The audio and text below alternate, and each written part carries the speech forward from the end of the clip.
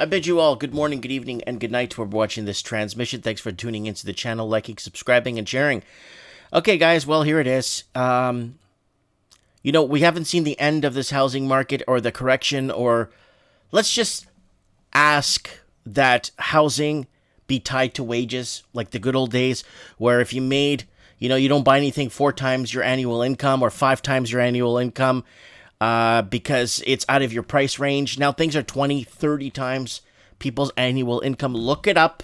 It's crazy. It's crazy where things have gotten. Now, this is going to keep things going for a while.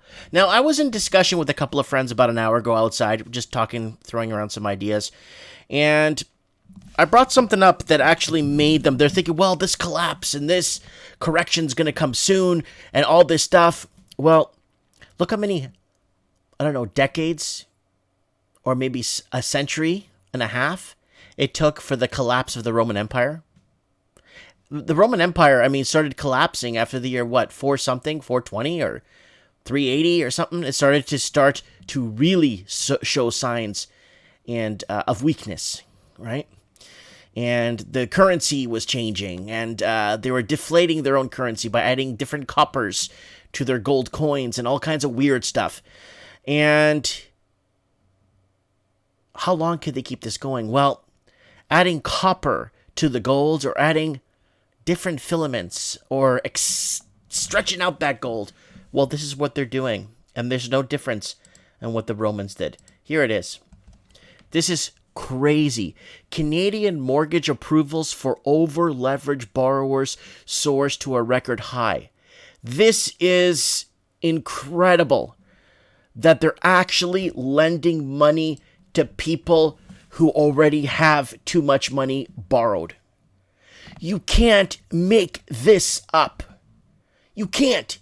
If you told somebody, hey, I know, even the mafia knows when to cut you off. You know the mafia? Hey, man, I need to borrow a little bit of money till Friday. I get paid. Well, what'd you do with that $200 I gave you yesterday? You gambled it away, didn't you? Well, you know what? I'm not going to give you any more money. You're cut off. And if you don't pay me by next week, I'm going to break your knee. And that's how the mafia works. Because they look out for you. Believe it or not. But the banks, is anyone, so here you go, here's some more, I know you're over leveraged, I already know you're borrowing way too much, but here's more money, and that's why this housing cockamaniac that we're in is going to go on for a couple of more years maybe. Because that's just how it goes. Canada's banking regulator is seeing a spike highly indebted mortgage borrowers. The Office of Superintendent of Financial Institutions observed renewed growth in its exposure of mortgages to over-leveraged households in Q4 of 2020. Low interest rates are fueling rapid growth in borrowing for both quantity and size. The share of the mortgages going to over-leveraged borrowers blew past the pre-B20 highs. Wow. It now sits at the highest share of originations on records. So since they've been recording this is the highest it is. So how much is over-leveraged? The OSFI uses a loan-to-income ratio, LTI, and it determines segments of indebtedness, okay? So when I'm done going over this, I'm going to show you guys on how to do your own cash flow and TDS, how to calculate to see whether or not you qualify for something. If a borrower has a mortgage of the LTI, okay, that's loan to income, of 450% or more, they're highly indebted. Or where the institution I used to work for, it was 45%. But they go by the 100, so this 450, the institution I worked for was 45%. So this is spot on right here. Highly indebted or over leveraged. This means their mortgage debt is at least 4.5 times the borrower's income. Ideally, the ratio of these borrowers fall lowering risk. So depending, okay? So then it goes on to say, when this ratio rises, risk increases, setting off regulatory radars. We used to call it the gray zone, where a customer or a person or a borrower would be in this really gray area where they don't qualify, but they have the property. You know, it starts getting pretty tricky for the underwriters to approve these deals, right? High levels often precede overly easy lending, which can become a problem when regulators call it out. It often precedes new regulations to lower debt like it did in 2017. Over-leveraged borrowers represent a record amount of leverage. So you see all these people taking out loans and mortgages are on the it's all FOMO. People of the fear of losing out, fear of missing out, sorry. And FOMO's in everything. Like sometimes I get some FOMO when I'm buying and selling stock. I feel, what if I hold it longer? Or I should have sold this earlier. Why did I sell this? I get FOMO. Everybody gets it somehow, some way, somewhere in their lives. FOMO, no one's immune to FOMO. It happens sometimes, and you always feel bad of missing out on something. It happens to me in my stock sometimes, right? So over-leveraged borrowers represent a record amount of leverage. So OSFI mortgage lenders are seeing a record share of originations go to borrowers with LTI of 450% or more. That's a big no-no. Okay, that is a big no-no because if interest rates go up or if there's some sort of a correction, that is a big no-no. You do not go over the 450%. We used to do 45%. It's a little bit different, but these highly indebted borrowers represent 22.6% of originations in Q4 of 2020. Oh my God, this is not good. The share of the market in that quarter was 5.19 points, higher than just the year before. This is a very quick rise, which B20 guidelines, you guys remember the B20 guidelines that were put in place so people didn't overborrow or over-leverage themselves. So if interest rates need to adjust or go back to fair market value, then, or let's say the bond market starts to heat up way too much, or you start to see movements in the stock markets that may push bank regulators to increase interest rates. If America moves towards raising interest rates, if something happens in the bond market, which has been in the last couple of weeks, we might see the Feds being forced to raise interest rates. They don't care what happens in Canada. They don't care people are paying $2-3 million mortgages for a house that's worth 40 grand. That's our problem to figure out. You know what I'm saying? So, because I got into an argument with somebody that's like, no, but America will never raise rates. Then Canada will have to follow suit, and that's going to be bad for Canadians. I don't think Americans will want to ruin Canada. Americans don't care about Canada. And if Americans need to raise rates because it's in need of, so because inflation is starting to creep up in different areas that is unstoppable, well, you're going to start to see them having to raise rates. So OSFI mortgage lenders are seeing a record share of originations, LTI 450. We did that already. We read that already. These highly indebted borrowers represent 22.68% of originations in Q4 of 2020. The share of the market in the quarter was 5.19 points higher than just a year before. This is a quick rise, which B20 guidelines had regained a few years prior.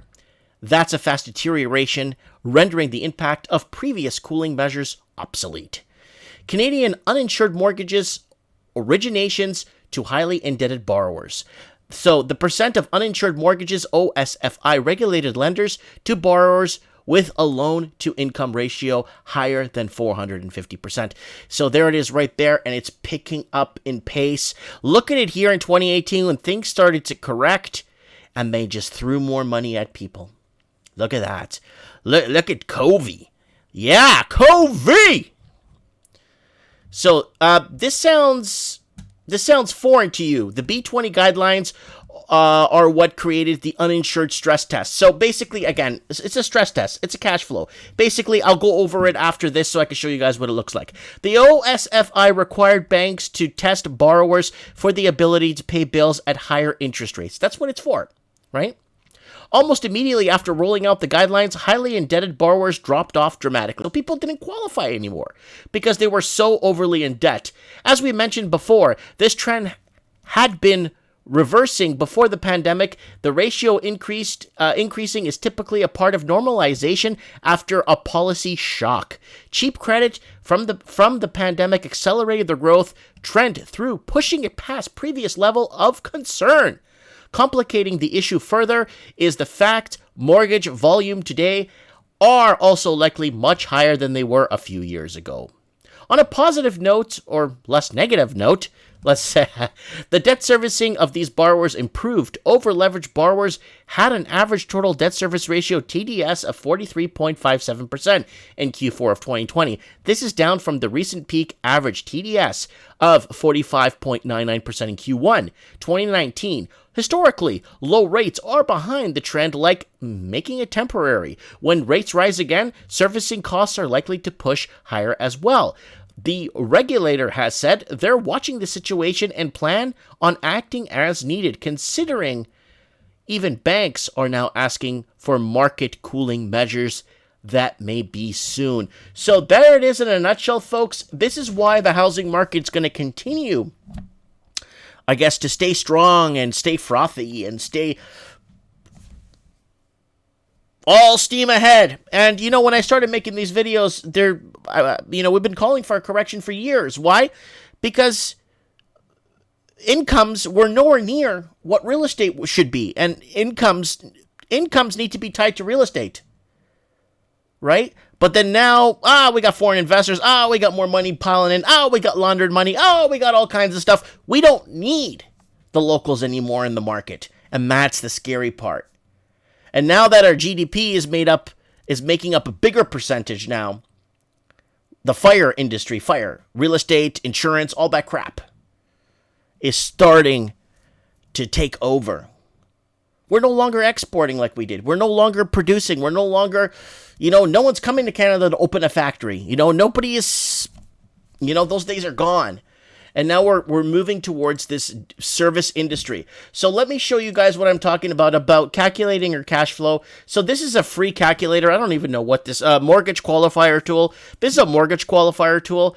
So this actually creates a ratio for you, so you know how much money left over. So let's say the property value is $250,000. That doesn't even buy you a garage. Okay, down payment, let's say 20%. Annual interest rate 5%. See, that's normal. These numbers are normal here. Okay, amortization 25 years, and payment frequency. Let's say monthly. Let's go old fashioned monthly, 12 times per year, and a 5-year term. Okay, so calculate. So now what you do before you do that, you go here. There's your gross annual income per year. There's your heating cost per month. There's your property taxes per month. There's your credit card and line payment. So this is not, so let's get realistic here. So the average house, so the 1 point, no, so it would be like 1,400 and let's say $66,211. So $1,466. Okay, down payment, let's say 20 points, 5-year term. Okay, your gross income 60 large. Okay, let's calculate that. So there's $1.4 million. And then it says stop. You likely will be denied for this mortgage of $1.172 million since your GDS, so they're calling it's TDS, but GDS ratio is 143%. So they're going by the 45% rule at the 450. So if it exceeds 40%, it says right here. Now, I was telling you guys, we used the 45% system. They used the 450 in the article. But that's okay. So let's go back. So now let's look at $1.4 million, the average detached home in Vancouver and the surrounding area. So let's say, okay, 20% down. So let's put the mortgage rates to where they are. Okay, so this on $60,000 per year, you're not going to make it. You're nowhere near. You're so far off the mark, you have no idea. So let's make these numbers work. So an underwriter would look at these numbers and start asking who else works in the house. An underwriter would ask who else is working there. Who else, who pays the heat? Like who breaks this down? Give me the pay stubs for his wife. Let's put her on the mortgage. Let's do this. Let's do that. And then the underwriter will look at the deal and see if he can make it work. So let's put interest rates down to 1%. Okay, let's calculate it. And you're still exceeding the ratio at 95% at 40. So let's go back. Let's fix that. So at 1%, still doesn't make it. 25 years, let's put that to 30 years. Let's calculate that. And you're 82. We're getting there. We're at 82%. So what more? You got to make more money. But the property tax and the credit lines, these are not, none of this is reasonable. None of this is true. Like, these payments are so under. So let's put $90,000. Calculate. You're likely approved for this mortgage of $1.172 million since your GDS ratio. So hold on, what did I put down? Oh, I put $900,000 per year. Oops. Let's take off a zero there. Okay, calculate. Gross income is in valid format. Okay, so let's put 90,000 per year. Calculate. There we go. Man, you still don't qualify for this at 90,000 with 20% down, 90,000 per year at 1%. Okay, you still don't qualify. And heating's is so cheap here. Everything's a lie here. Okay. Okay, let's pretend Buddy has no car payments. Let's remove his car payments. Car doesn't have a car, doesn't have credit cards. Property. Oh, and let's say he has a fireplace. Okay, let's just go calculate. Heating cost. So let's just put one. That's what we used to do back in the day to fill in the. Okay. Man, he's still not within line. Okay, so 90,000 per year at 1%, still not in line. Where are these people getting this money? So this is with no credit card payments, no car payments, no other payments except property taxes. So let's bump them up to 120 large. 1, 2, 1, 2, 3. Calculate.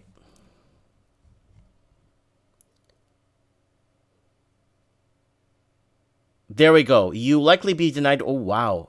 Since either your GDS ratio is 30, it exceeds 32% of GDS ratio at 39.75, exceeds 40%.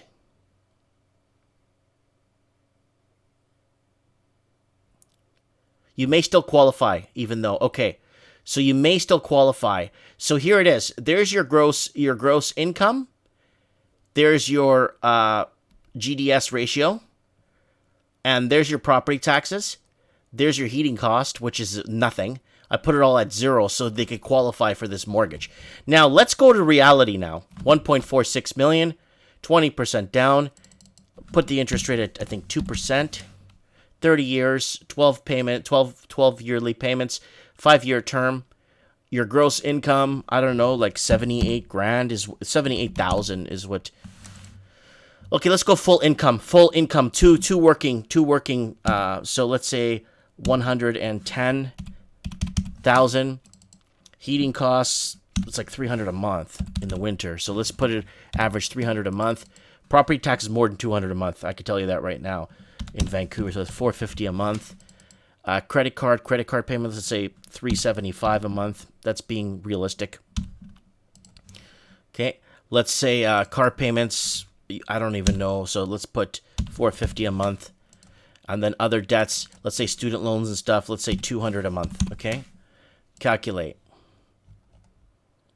So you're way over. But tool as guideline, you may still qualify. So you may still qualify for this mortgage, and that's a 30-year amortization with a 5-year term. 1.466 million.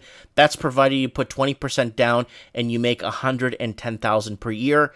And your heating cost, this stuff should be all in line, but you're still. So let's say Buddy makes 200K per year. Let's say he never got married, so you 200,000 a year. There you go. Green light. You are likely to be approved for this mortgage. Since your GDS ratio is at 30%, it does not exceed 32%. Your TDS ratio is 36.63% and does not exceed 40 points. There you go. You're approved. But you need to make $200,000 per year. And if you see what the house looks like to make that much money and all that you have to qualify for, it's a teardown. And that's the sad part of it. You're not getting bang for your buck. Guys, this is called Mortgage Qualifier Tool. I just typed in TDS ratio calculator online so I could find that for you guys. I really recommend you guys do your own cash flows. I really recommend you guys take the time to calculate your total debt service ratio before you go ahead and jump into something like this. This is one of the biggest purchases you'll ever make in your life, and please, guys, be smart about it. Anyways, signing out. Mike Martins here. Thanks for joining me, guys. Be smart, guys.